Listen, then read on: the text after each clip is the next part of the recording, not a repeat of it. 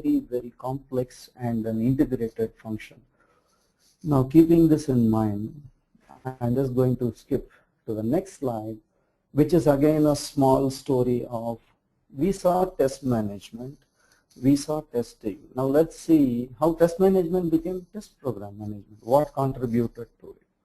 Now, I only listed a few factors, and I'm sure all of you will have more factors to add when it comes to attributing the emergence of test program management. But let's discuss some key pointers. Now, first thing is moving away from a resource-based into project-based delivery. That is the first step, because the large tier 1 and mid-sized to large-sized players started pushing towards independent testing. Not only independent testing, but they said we'll do it in a project based and not on a resource based. So the change in the customer perception started coming.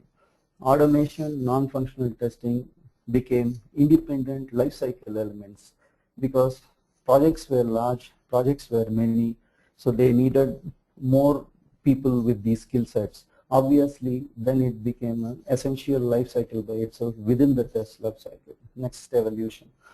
Third one, large testing outsourcing, multi-million-dollar deals leading to multiple projects being under one roof, which means customers were going on investing huge amounts of money in product development, outsourcing, application testing, maintenance, everything. So they said, I don't want to talk to 50 people. Get me one roof where I want all testing projects to be integratedly run. So now this is slowly evolving into a program model rather than dealing with hundreds of testing projects. Then after this is at the project level, now come to stakeholder management. You are talking about many-to-many relationships. We have internal account teams, sales teams, delivery teams, development teams, customer business teams, technology teams. I mean, there are a host of people involved in a large project, especially multi-million-dollar project.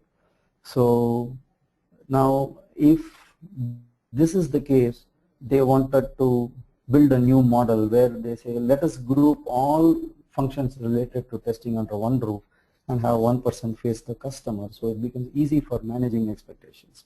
Fine. Now why all this happened? Because mergers and acquisitions, consolidations of application infrastructure. Now this started bringing in more and more large banks buying out each other, insurance companies buying out each other. So it became large corporations from being smaller ones. So multiple instances of this resulted in huge landscape for testing, and you know what happens in a merger situation where application rationalization, functionality rationalization, so many things has to happen. So this resulted in a huge additional governance capability for testing teams because they have to manage the business, the testing, the technical, the infrastructure, all those things. Now lastly, large investments in testing, leading to compulsory value proposition because customer is investing millions of dollars. So come first year, they started asking, what about my ROI? Where are you going to maximize it?